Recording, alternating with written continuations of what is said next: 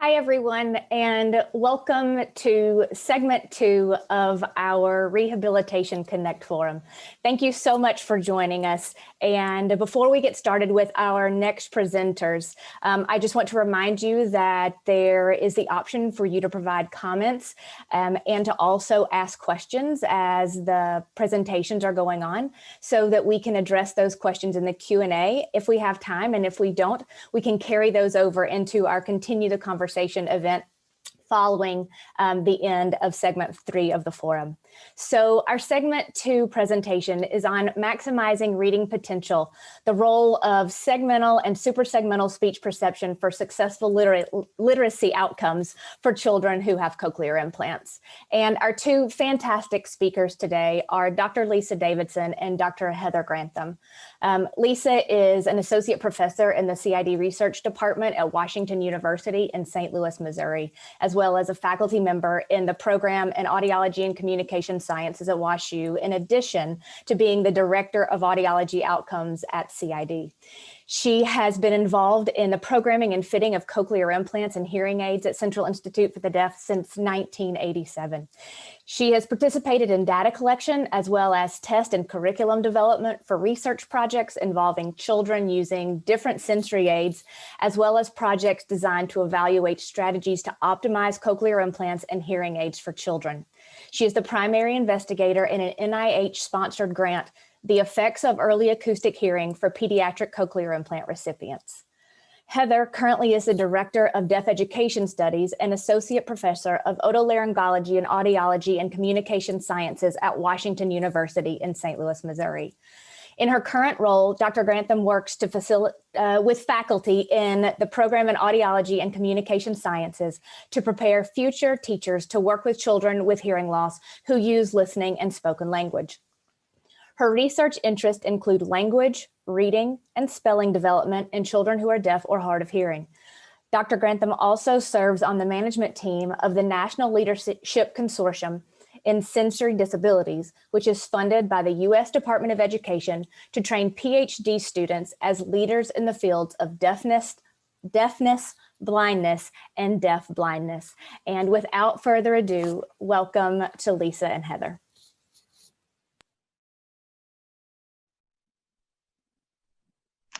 Hi, my name is Lisa Davidson, and my colleague Heather Grantham and I are going to be talking about maximizing reading potential for children with cochlear implants. And specifically, we're going to look at the roles of segmental and suprasegmental speech perception for the foundation for successful literacy outcomes. I would like to thank our funding from NIDCD and my colleagues and lab members. And when we think about hearing device recommendations for children, that at least in part depends on the severity of the hearing loss. So if you look at this illustration to my right, you can see at the top of that continuum representing a child who has typical hearing at each ear. We show that to show the importance of optimizing bilateral hearing capabilities so that children learn the best language and the best auditory signal by having input from both ears. So if we look below that, we take a child who has more of a moderate hearing loss, and they're readily considered for a hearing aid at each ear. And so for this child, they get a complement of an amplified acoustic signal at each ear. If we go to the end of that continuum, here we see a child who has a more severe loss or a very profound loss, and they're readily considered for a cochlear implant at each ear, and that would represent electric hearing at each ear. Now, we also have children who are maybe borderline candidates for cochlear implants, or perhaps who have one ear that's readily considered as a candidate for a cochlear implant, and another ear with more hearing. So they may use a cochlear implant at one ear and a hearing aid at the non-implanted ear. That's what I'm going to refer to today as bimodal devices. So today I'm interested in children who have bimodal devices and bilateral cochlear implants, and asking the question, may there be some benefits for children who have enough residual hearing at one ear to be a bimodal user versus children who are readily candidates for bilateral cochlear implants? And could a period of bimodal stimulation be of benefit for spoken language? So the goal of our device fittings was to maximize access to speech. So what we know from typical infant language development are a number of things. We know that intonation, stress, and rhythm enable infants in the very first few months of life to parse the continuous speech stream into words. This certainly happens well before their first vocabulary words appear at about 1 year of age. We know that infants attend to infant-directed speech to facilitate language development. So they're listening to these intonation, stress, and rhythm cues. They also pay attention to the statistical properties of the individual sounds of their native language, and they pay attention to the native sounds of their language. And so all of these skills are happening in the very early months in development, and they serve as a foundation for spoken language skills. So when we're thinking about children listening to speech perception in their environment, today we're going to break speech perception into two different kinds of perception. Segmental perception, and that is what is said. We know that vowels and consonants make up the word and sentences of our language. Now, suprasegmental perception may be thought of how something is said or who says it. So again, prosody information, intonation, and stress, and talker characteristics give the individual, the listener, information about emotion, gender, age, and accents. Now, both of these types of perception are necessary for spoken language development. So we are going to use a model today to think about infants listening to speech perception, and we're going to think about children with a hearing loss and thinking about that a cochlear implant may be more efficient at transmitting segmental perception.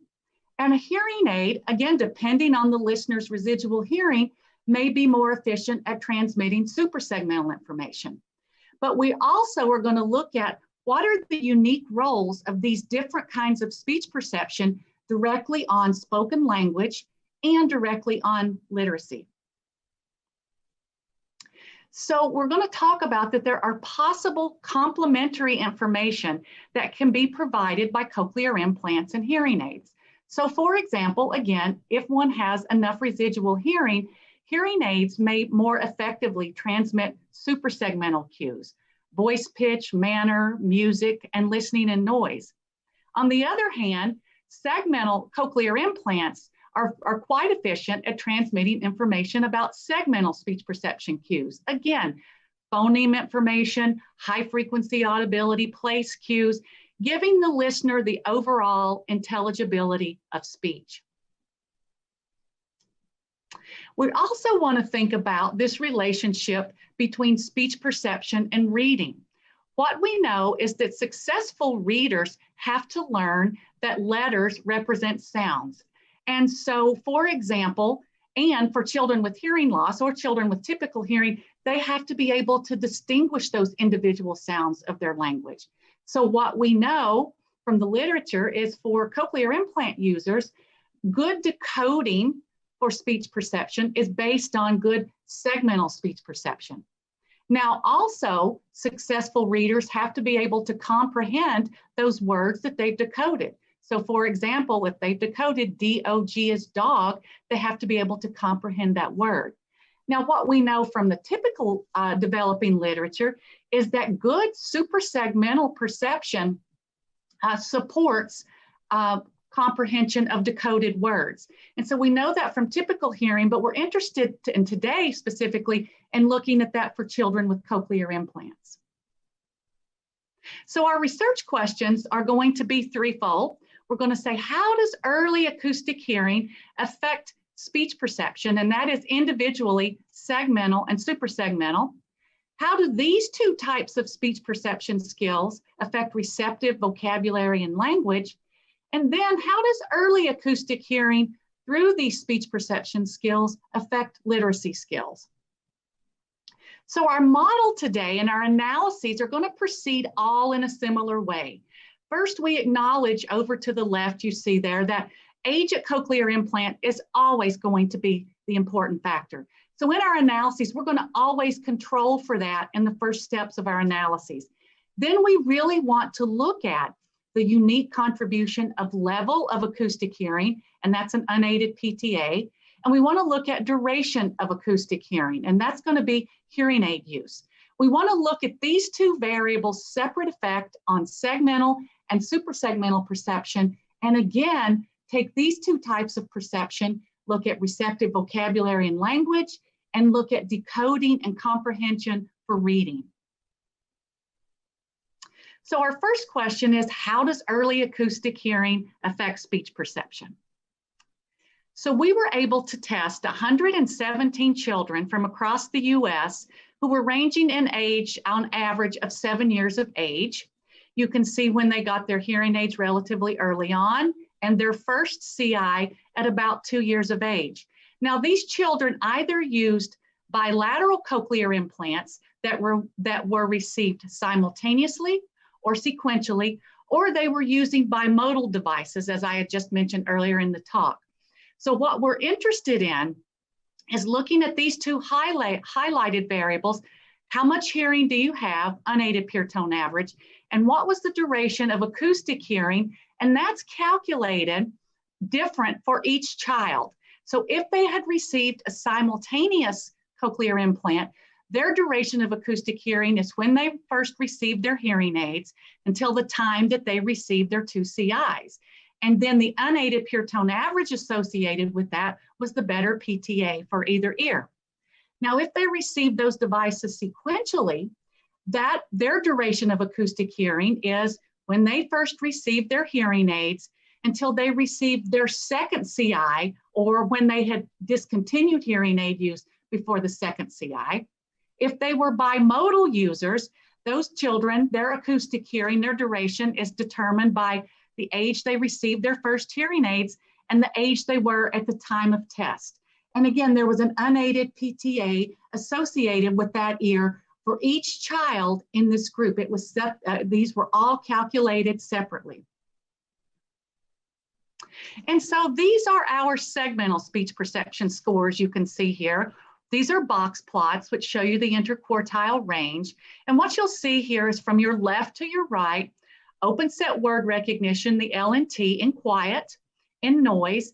And then over there on the third, you're going to see what a test called the Olam-SPAC, which is individual phoneme recognition. And you can see the percent correct there on the vertical axis.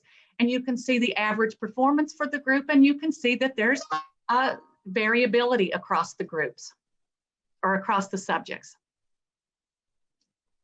Next, you're going to see suprasegmental speech perception scores. And here you're going to see from left to right, talker discrimination, stress discrimination, emotion, and non-word. Now for talker discrimination, the child's just going to say, were those two speakers the same speaker or same talker or different talker? For stress, they're going to listen to non-words and they're going to see if the stress is on the first and second syllable. Did those two non-words have the same stress on the syllable or different? Emotion is listening to auditorily only emotions in the talker's voice, such as angry, scared, happy, or sad, and tell which semantically neutral sentence that was, or emotion that was. And then you're going to see non-word stress. So they listen to non-words, and we're looking for them to be able to create or verbalize the correct stress pattern in the word. And you can see for these closed set tasks that you can see chance performance indicated with the dotted or dashed lines there. Now we took these two scores and these different speech perception measures, and we created two overall composite scores. One was our segmental composite score based on the test results that I just showed you. And the second was our suprasegmental composite scores. Again, talker stress, emotion, and stress production in words. So in our first analysis and in all of the subsequent analysis, when we're doing these regression analyses, we're going to do these in steps. So we want to control, at first, we want to look at variables that we know are going to impact speech perception skills, nonverbal IQ, age, maternal education, gender, and especially age that they received their first implant. After they are controlled for that, That gives us the ability to look at the unique effects of these independent variables, unaided PTA and duration of acoustic experience that I just explained, and any interaction with those. And now our dependent variables are separately going to be segmental perception and suprasegmental perception. Now, these graphs are going to show the results of these analyses. So I want to walk you through these graphs so that we can compare and contrast these. Now, what you see on the bottom of these graphs on the horizontal axis is duration of acoustic experience in years. Let me point out that these are not longitudinal data, these are cross-sectional. These are the individual duration of acoustic experience that I just explained how we calculated that for each child. Now, what you see on the vertical axis is this segmental principal component score, where we set the mean is set at 0 and a standard deviation above and below. And then what you'll notice is that you'll see the unaided pure tone average for the group, and you can see that the average is shown in blue at 92, and there a standard deviation below and above that average is 73 dB and 110, shown in red and green respectively. So let's go over and look at the segmental perception score.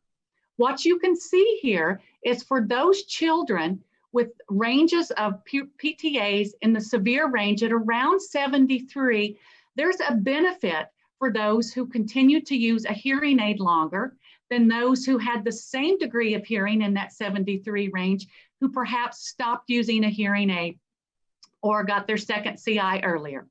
Now, as you go to poor hearing thresholds and you move to 92 in blue, you can see that there's really no benefit for that. There's no detriment, no benefit.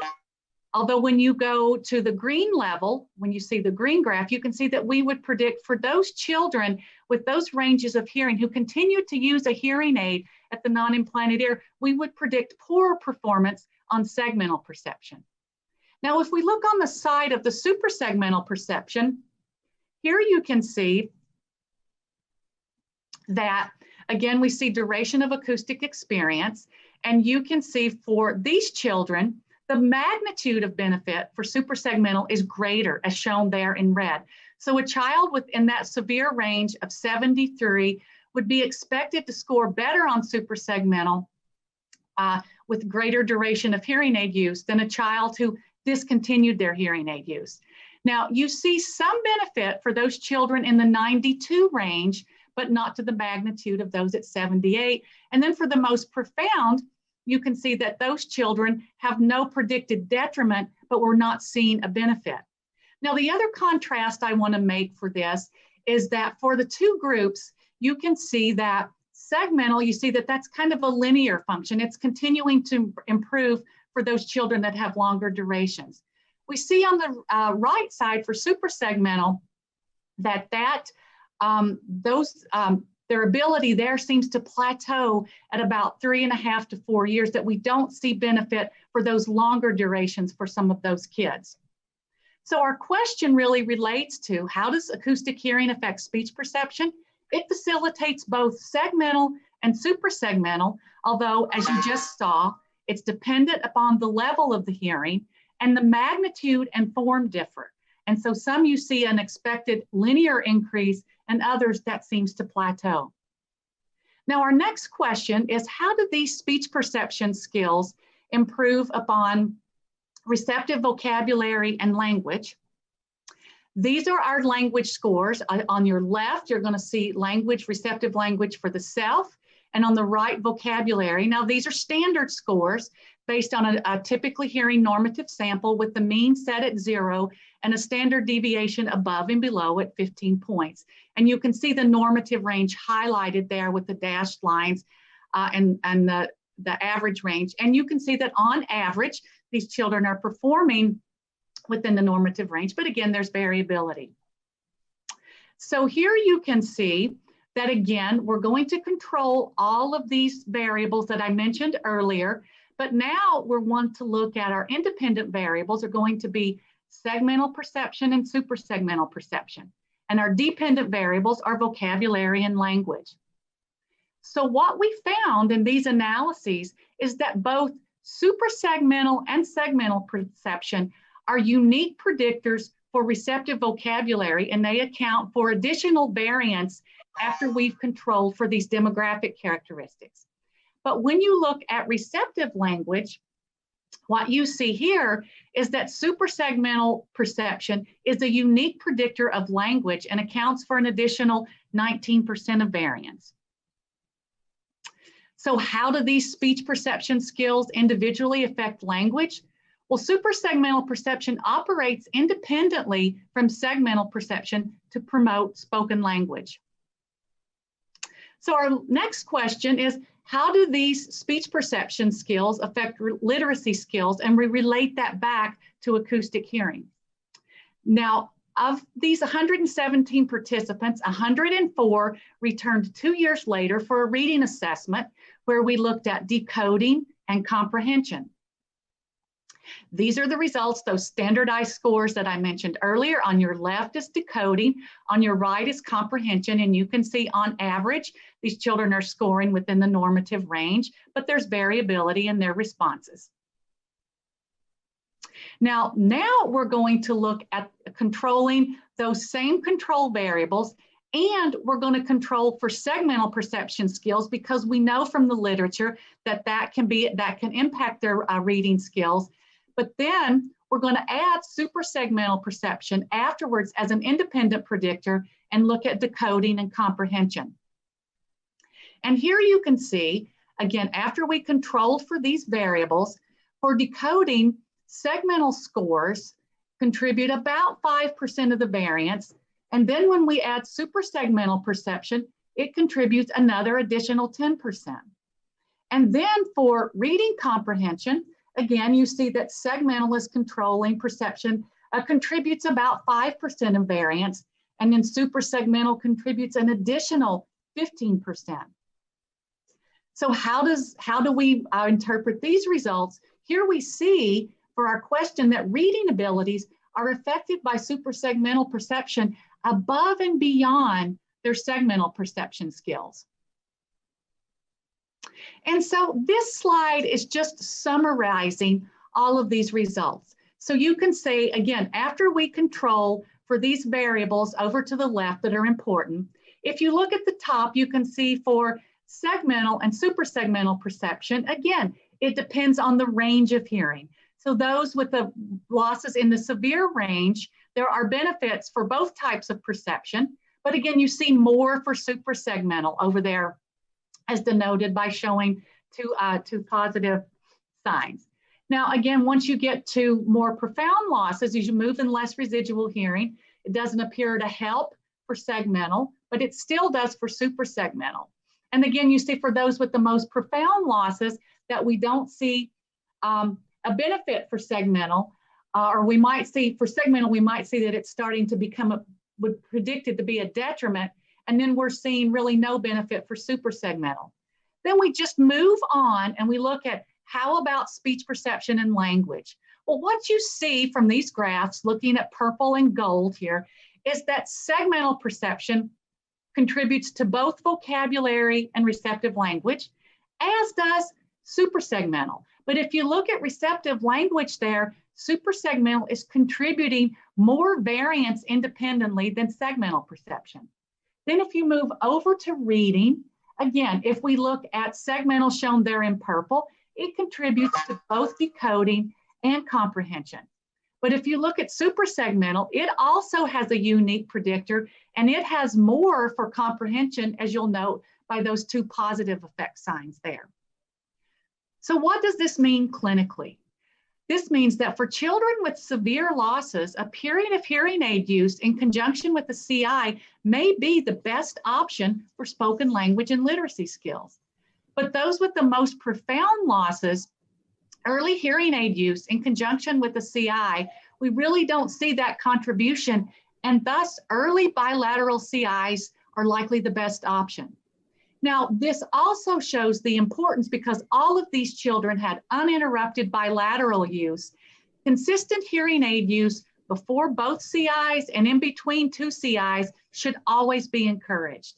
And these results have to be interpreted in the context that this is spoken language. So we have to consider it in the context of binaural processing, oral preference, and timing of CI surgeries. And so now I'm going to hand this over to my colleague, Dr. Heather Grantham, and she's going to talk about educational implications for this. Thank you, Lisa. So I'm going to be talking about Lisa's results in the context of what we might think of as an educator or a speech language pathologist or even an early interventionist. Lisa has given us a lot to think about in terms of speech perception and the components of speech perception that drive language development. And the part of the results that I am so focused on are the potential contributions or the contributions of segmental and suprasegmental speech perception to literacy, specifically to decoding and comprehension.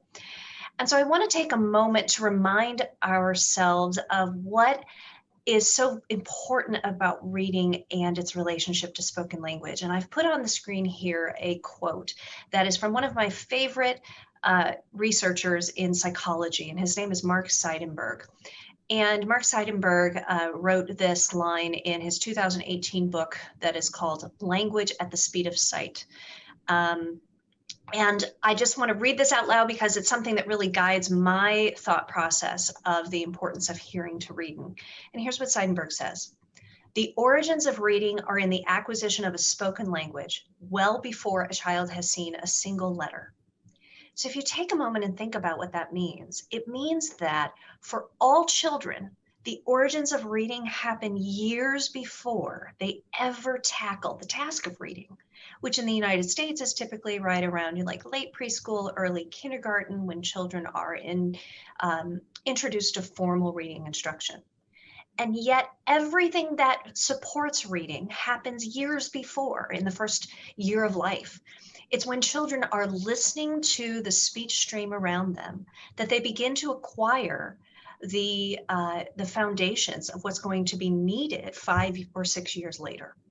So this is really important for us as people who work with children who are deaf or hard of hearing, to think about the value of the listening component, that acquisition of spoken language, and not just think about the value of listening for listening's sake or for speech perception or even for speech production, but instead adding to that the value of listening for literacy development. And although all of us, I'm sure, have a sense that, of course, listening is important for later academic success or later language success. We all have that sense as professionals.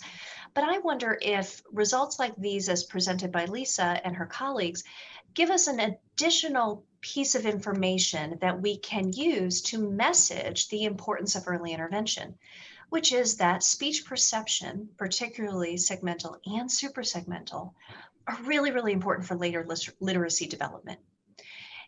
I am suggesting that we consider, as educators and early interventionists, that we consider including literacy in our messaging about the importance of listening during early intervention. We know that audiologists are at the first steps of allowing children to have access to spoken language. And we know that that's incredibly valuable for speech perception and spoken language development. But we also, given results like Lisa's, know that there are potentially incredibly important contributions to literacy development, both for decoding and comprehension, when children have access to acoustic hearing and when children have access to appropriate devices. We often talk about device choices as being important for language development, but I'm just wondering if we might want to just tweak our framework just a little bit, tweak our messaging just a little bit to include literacy as an important component. Again, we know this as professionals, but the parents and caregivers of the children that we're serving in early intervention may not be thinking about literacy down the road. And yet, as Seidenberg says, the origins of reading are in being able to acquire a spoken language.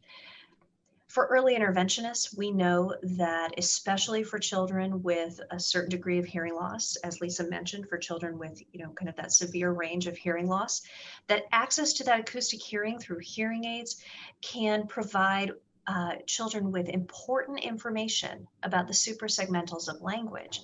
And this is incredibly valuable for later literacy development. So I'm suggesting that we take results like these and consider how we talk about things like infant-directed speech in early intervention and encourage infant-directed speech by caregivers during the first 1 to 2 years of life, particularly for those children who are benefiting from acoustic hearing through hearing aids. So let's dig into this a little bit further. I want to take a moment to remind everyone of the value of infant-directed speech for later literacy success. And one of the reasons why infant-directed speech is so important is because it's this incredible rich data source for children, particularly at a time when their brains are ready for these data. Babies' brains are waiting for infant-directed speech. Their brains are particularly tuned to the characteristics of this type of speech. And Lisa mentioned this earlier in one of her slides, that typically hearing children use the data from infant-directed speech to build a database of sorts that contain all sorts of pieces of information about spoken language. I'd like to just focus in on a couple of different things. For example, the infant-directed speech that hearing children perceive, and of course this is the sing-songy, beautiful, melodic language that caregivers tend to use with babies without even thinking about it, where they elongate vowels, they exaggerate contours, melodic contours, they exaggerate stress. And they tend to emphasize through acoustic highlighting, they tend to emphasize content words rather than little pieces of language. And so when hearing children are listening to this infant-directed speech, one of the qualities that is particularly salient is that it captures the infant's attention. And as we all know, attention is necessary for there to be a learning opportunity. And so we can have speech going through our environment for constantly. We can have this, connected speech stream, but infant-directed speech is pitched and contoured in such a way that grabs a person's attention, particularly babies. And so it teaches babies that, hey, this is something important. This is something you need to attend to. And so that information is loading into the baby's database as, hey, language is valuable, language is meaningful, especially this beautiful sing-songy language that my mother is using with me. I want to pay attention to this. And if I pay attention, I have an opportunity to learn. So that's step one. Infant-directed speech also provides a lot of information to the baby about word boundaries. Because of the way that the contours are pitched and because of the timing and duration of different components of spoken language through IDS, babies are collecting data on the frequency with which they hear certain sounds together. And this allows them to start to parse that continuous speech stream into chunks. Sometimes those chunks are at a phrase level. Sometimes those chunks are at a word level. And many times those chunks start to be, over time, at an individual phoneme level. So again, think about this continuous speech stream. And when babies have clues about different boundaries, whether they're phrase boundaries, word boundaries, or even phonemic boundaries, all of this information is being compiled into a database. And this database is just filled with incredible information over time. So as practitioners of teaching children, especially very young children, how to listen and talk, we have to consider the importance of infant-directed speech in our parent coaching and counseling, because we know that for hearing children, IDS plays a critical role in training the child to perceive elements of spoken language. And again, sometimes those elements are at a phrase level and sometimes they're at an individual phoneme level. But it's the contours, that suprasegmental information, that helps provide clues to the child of what to pull out of that continuous speech stream. We know that when children perceive these contours and perceive all of this information, and they learn how to do it, and they're pulling data and pulling it into their database, that helps them learn how to use those elements of spoken language. And there's some fantastic seminal research studies. I've just put a couple on there, of course. But as practitioners, we need to recognize that parents and caregivers may not realize the power of infant-directed speech, particularly for children who are able to perceive those contours and that the melodic information, the stress patterns, which are conveyed very well through hearing aids as compared to cochlear implants. And so if we have children who can benefit from acoustic hearing by increasing their suprasegmental speech, then we want to encourage parents, particularly of those kids, to be using IDS constantly. Just a little side note, there's a really interesting study by Lloyd Fox and colleagues that shows that when you pair infant-directed speech plus visual information, so that's face-to-face infant-directed speech, not just listening alone, that the brain freaks out and lights up in ways that the brain doesn't light up when it's just infant-directed speech on its own. So there's something very valuable, just as a side note, about pairing visual facial information along with the acoustic auditory information of infant-directed speech, because not surprisingly, it's very hard to do infant-directed speech with all the sing-songy nature of it without also making fabulous faces and big eyebrows and eye movements and big smiles. And so there's a lot of value in pairing those two things together. So I just wanted to point that out.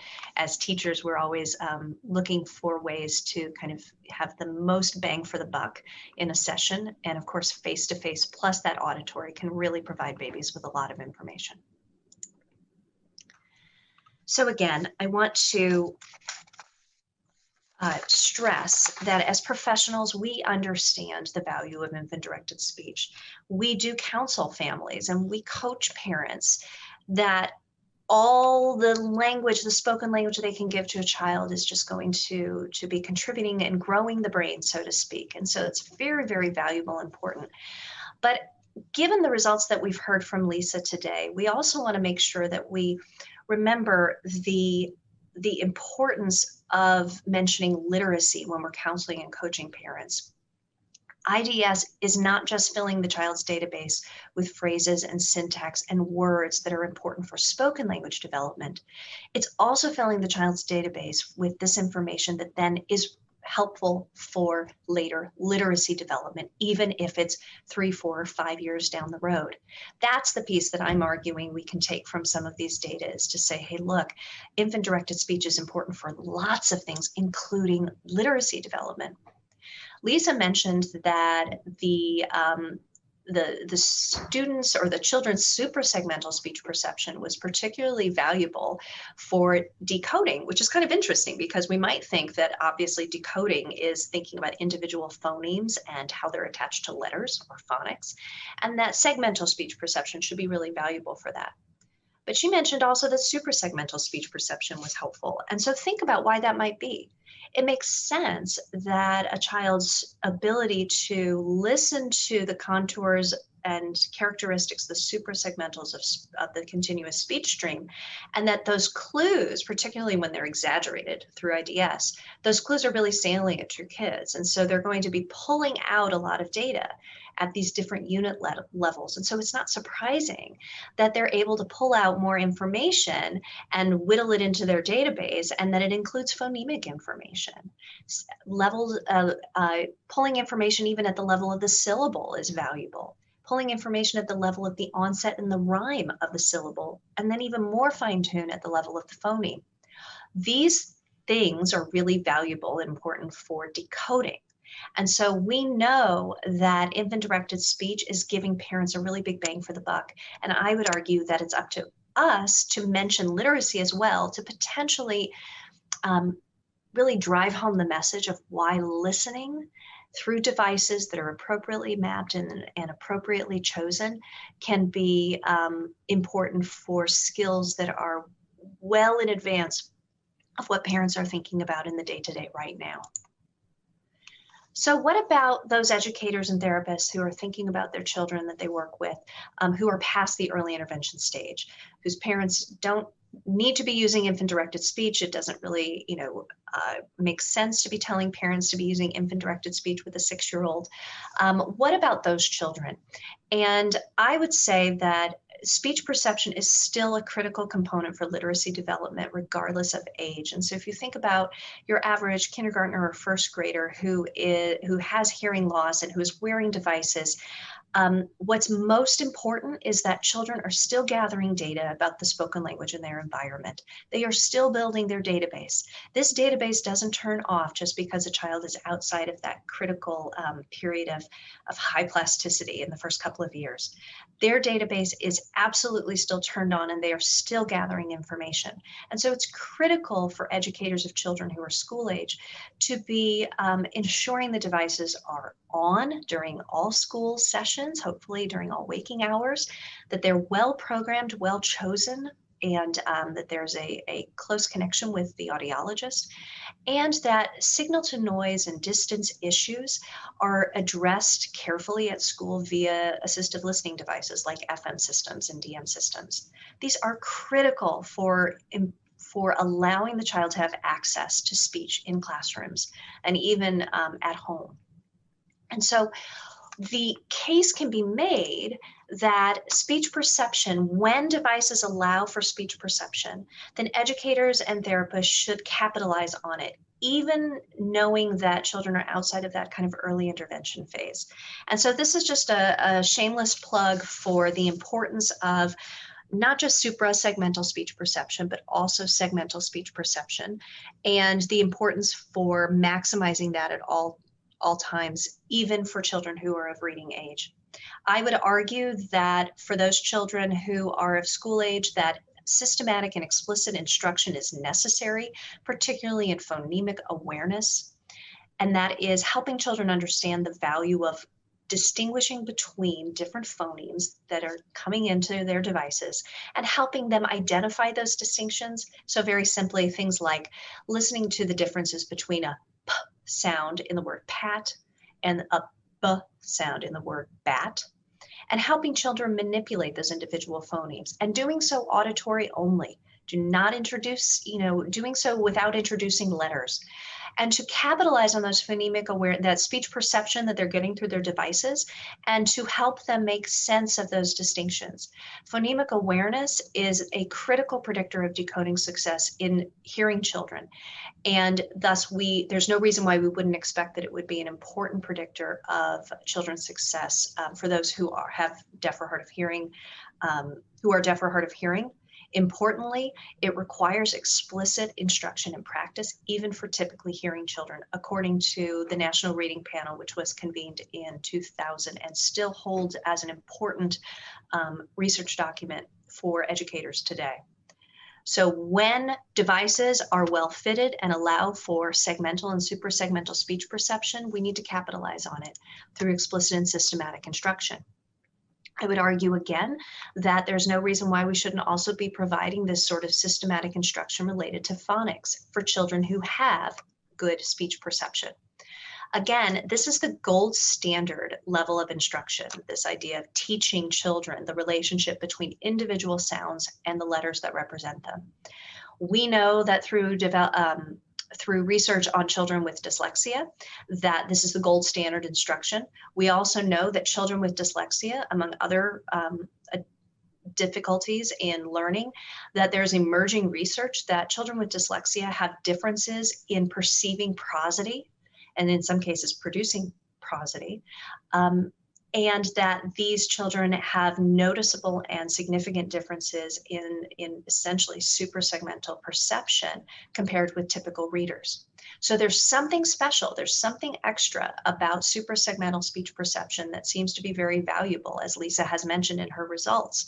And we are starting to see this emerge in other areas, particularly for children with dyslexia, but also children with autism spectrum disorder, as well as specific language impairment. There's a great set of research articles that I recommend in the Society for Scientific Studies of Reading. In fact, I love the title. It's called The Secret Life of Suprasegmentals. It was a series of articles published via a conference presentation in 2017 that kind of aligns with some of the results that Lisa is presenting here about the value and the importance of suprasegmental perception on both decoding and comprehension. And so again, I'm making the case that we're seeing some alignment here that educators can take advantage of. And I would say that regardless of curriculum that's being presented to children, that the instruction, the value that comes from systematic phonics instruction as well as systematic phonemic awareness instruction is desperately needed, particularly for children who may have not had access to suprasegmental information early on, but who do have access, good access to segmental speech perception, that educators can be supplementing and adding to that through the systematic, very specific phonics instruction. So to wrap up this summary of clinical and educational suggestions, I'm going to repeat some of the suggestions that Lisa had for audiologists at the end of her presentation. First and foremost, for children with severe losses, a period of hearing aid use in conjunction with a cochlear implant may be the best option for later spoken language and literacy success. And I want to remind everybody that it wasn't just in decoding, but it was also in comprehension that suprasegmentals seem to play a role. This is such an interesting thing that we should be digging into in additional work. And secondly, Lisa has recommended that whether it's before or between cochlear implants, that consistent hearing aid use is highly recommended and encouraged in order to provide students or children with access to acoustic hearing.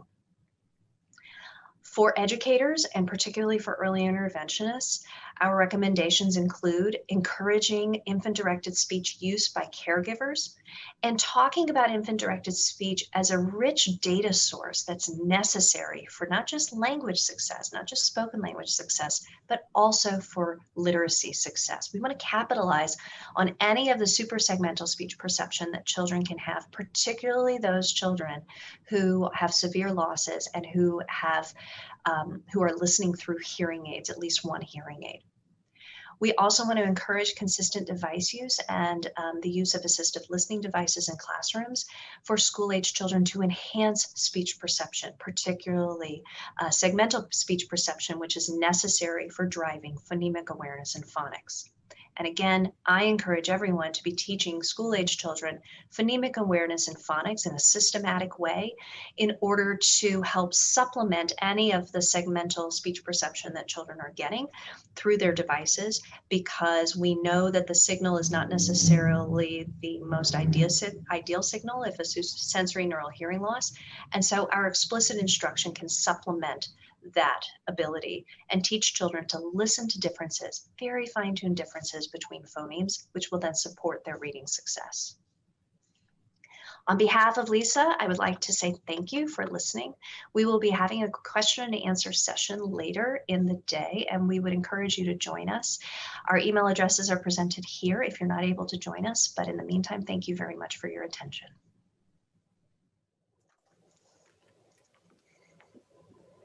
Thank you so much, Heather and Lisa. I think this is incredibly important information for us to think about, especially processing through how segmentals and suprasegmentals have such an impact on our thoughts about literacy and reading, both from decoding and comprehending. So I want us to get right to a few questions in the about 10 minutes we have left. So I want to start with the first question that came in, and Lisa, I think you can address this. So Uma wanted to know, for the composite scores, were all of the tests weighted equally? Thank you for the question. And just putting up front, I'm not a statistician, but I hire a really good one at WashU. But having said that, I'm going to answer this, and if I say it wrong, I'll let you know, but it's also in the paper. The PCA scores, when we standardize those scores and set the mean at 0 with a standard deviation above and below, they provide an equal weighting across all of those tests. And they're looking at the contribution the variance to the overall principal component, but by the standardization, it gives an equal weighting. So I hope that helps and helps that answers your question. And I would refer you to our paper in JSLHR. You can email me, and I'm happy to email that to you. And I'm saying this with authority, and because that's what they always say if you're not exactly sure. But I'm saying this with an authority, and if I'm wrong, I will tell you if my statistician tells me differently. Perfect. That sounds great, Lisa. I appreciate your honesty and clarity, as I too need some stat help here and there. So thanks so much. Okay, let's move on to another question. And I actually am going to combine these two questions into one. Amy posted that your interesting data showed the critical role suprasegmental perception plays for spoken language and literacy. This seems to be yet another rationale for advising multilingual parents to use their native language, for which they have effortless suprasegmental mastery with their child. And what do you think? And then I'm going to also read Uma's question, or her statement, along with the question, and then you guys can address those together. So Uma says, more of a comment than a question.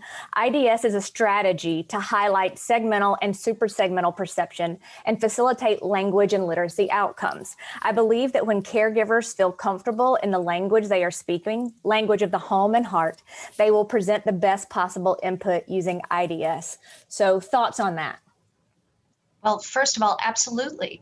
It only makes sense that we look first to what's happening in a baby's world when the baby has typical hearing, and we know how powerful infant-directed speech is. In fact, it's so powerful that we all do it effortlessly, and we do it as Amy says, you know, with this ease, and as Uma puts it, it's from the heart, because we don't even think about using parentese when we are interacting with a baby. It just comes so naturally. And it is this incredible driver of later language acquisition, and we know very important for literacy acquisition. So when a hearing loss is present, it makes, in my opinion, it makes it even more valuable, more powerful. And so if we are concerned about the input, which we all are, we need to make sure that the input is of highest quality.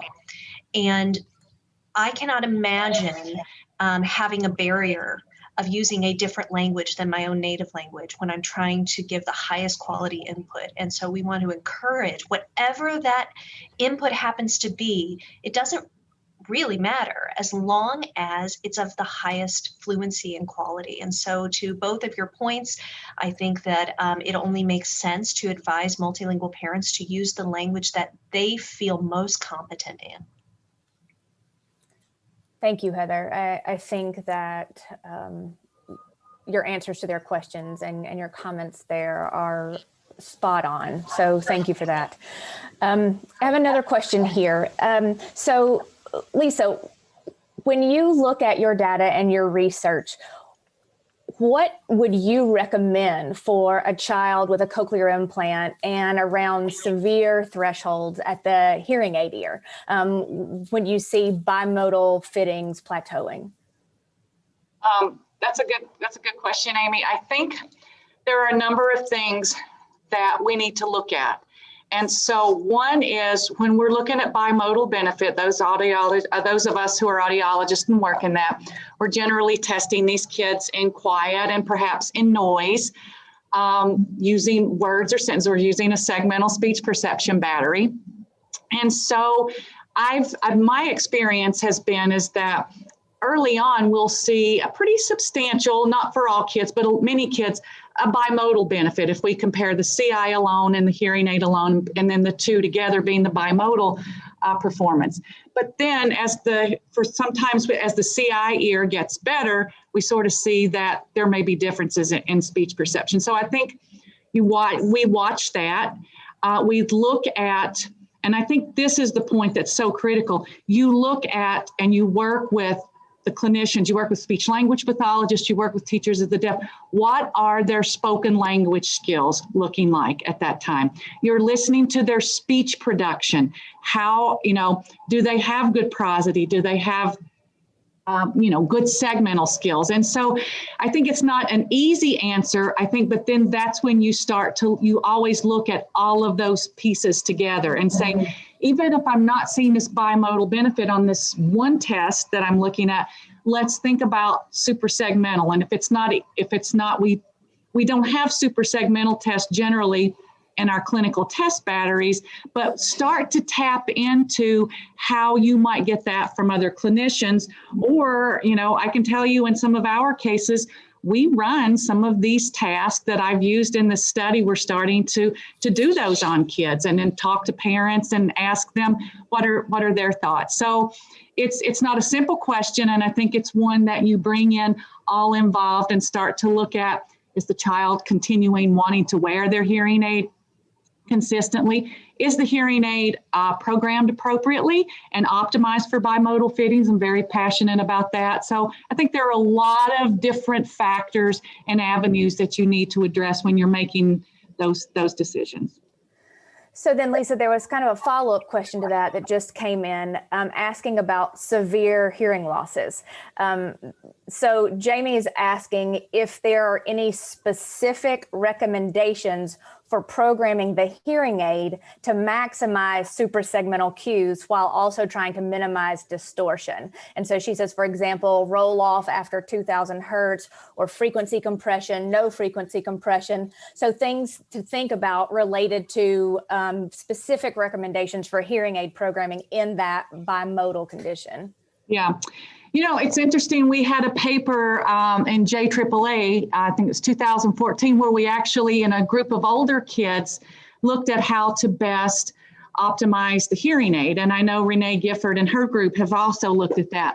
Really, when we're using bimodal fittings, we're going to optimize that hearing aid the best we can. And sometimes and our data showed that most kids preferred, and we did see some of a benefit even for looking at suprasegmental, if we optimized as much as we could across the widest band. And even for those suprasegmental tasks, that upper range of frequencies was beneficial. That being said, if you are running into not being able to achieve target gain at the high frequencies and you're having feedback and the child doesn't want to wear the hearing aid, I would start to roll off. Or surprisingly, in this study, we found that a lot of kids use frequency lowering. So they got some of the high frequency and we thought it would interfere, but as it turns out, we didn't see an interference in our data. And many of the kids like the sound quality of that. So. Very good. Thank you so much for that, Lisa. Heather, another question for you. Are you surprised that suprasegmental speech perception predicted decoding reading scores above and beyond that segmental speech perception? I was at first. When Lisa started telling me about what she and her team had found, I thought, well, wait a second. I thought cochlear implants were supposed to be, that the benefits were primarily around segmental speech perception, which to me made sense for decoding.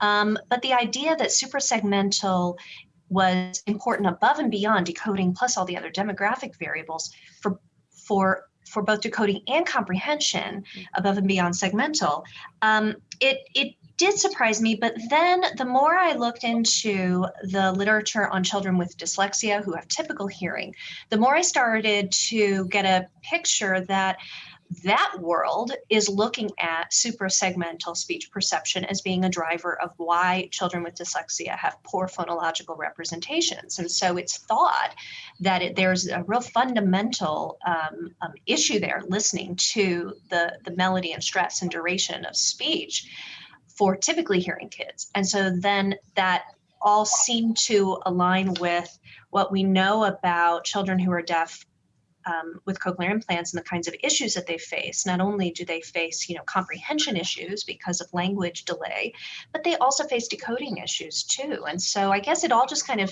seemed to come together once I started to read a little bit more about what researchers in the reading world are starting to think about children with dyslexia. That totally makes sense. Thank you for that, Heather. I think we have time for one final question, and I'll put this out there for either of you, both of you. So what are the next steps? So when we think about investigating the role of suprasegmental speech perception and language and reading, what are the next steps? Well, I'll quickly say, and I'm Heather, can chime in. I think the next steps in this study, one is for us to be able to travel and get out of our homes and do research again. And I can't wait. Let me just tell you, I've been home enough.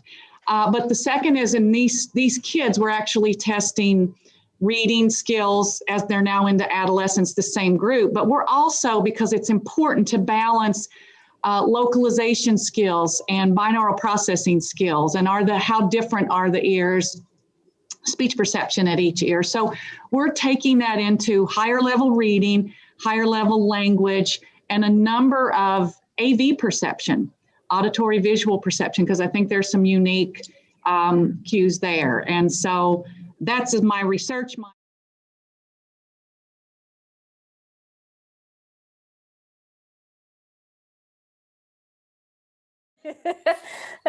So thank you, Lisa, for that. Thank you all for joining us. Thank you for hanging in there for a few seconds past our time limit.